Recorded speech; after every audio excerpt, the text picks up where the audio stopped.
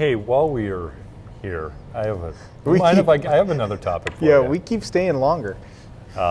We just have a lot of clients, Yeah. and in particular, I think here in Madison in general, we have a lot of clients that kind of start with, that incubation period, and then Yeah. they go through the innovation period, Yeah. and then at some point they transform and go through the evolution and develop a revenue model, and It becomes a business. and it becomes a real business. Yeah, right.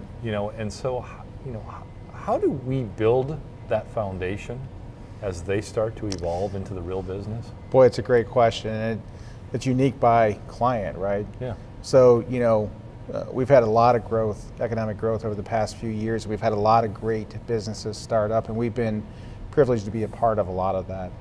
And what's really helped, I think, the business incubation process is there are technologies available now, software in the cloud, where people can kind of get their business started and get it moving. Then at some point, they need to take that kind of software they're buying in little bits and chunks, and it needs to kind of come together in a system that their business can grow from. Well, and they have classic challenges, though, right? Yeah. They need many different systems typically. Correct. Often ERP, CRM, perhaps some type of manufacturing or production environment system. Relationship management. Need to control Yep. capital expenditures because they're in that period You where got they're it. trying to position perhaps for investment, perhaps Trying to- for trying- acquisition, Trying to gain market share. trying to gain market share. Maybe going international. So there's a lot of cash constraints on the business, and so how do we kind of get together and plan that? And again, I kind of said at the start, it really is unique by scenario and by client. And so, what we've had some success doing, recently over the past couple of years, is kind of going in and really engaging with the business leaders and really kind of outside the confines of whatever IT structure would exist at that point, and saying, really, where are you taking your business, and what are you looking to do?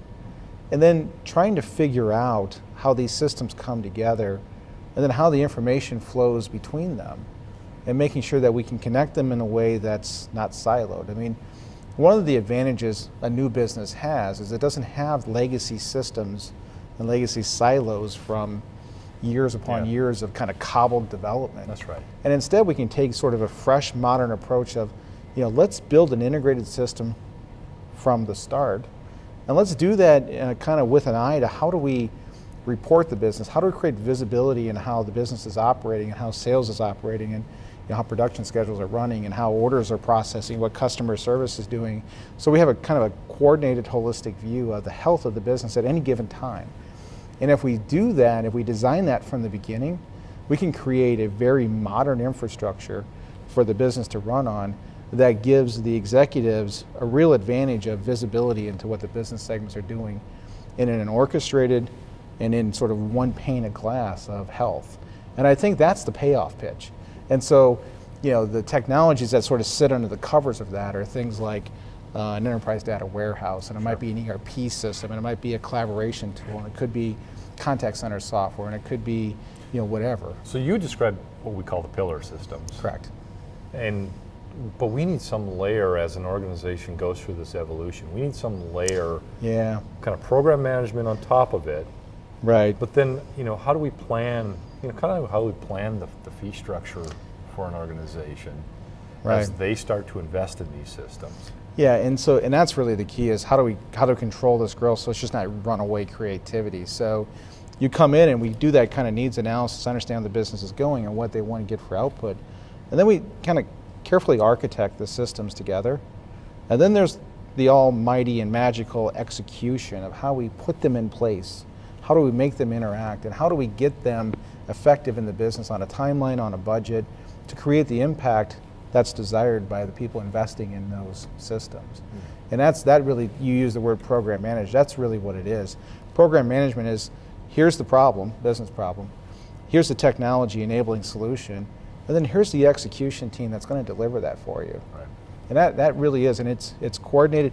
Program management is the synthesis of multiple projects kind of coming together at one point with interdependencies and timelines and milestones to deliver a solution that the business can build on. Well, and I think certainly as we look at our client base, and as I said, we look at the clients that are within the Madison geography, there tends to be a lot of organizations that are kind of going through this evolution. I think we have a particular strength, and in particular, you've led a number of projects with a strong program management strategy. Yeah.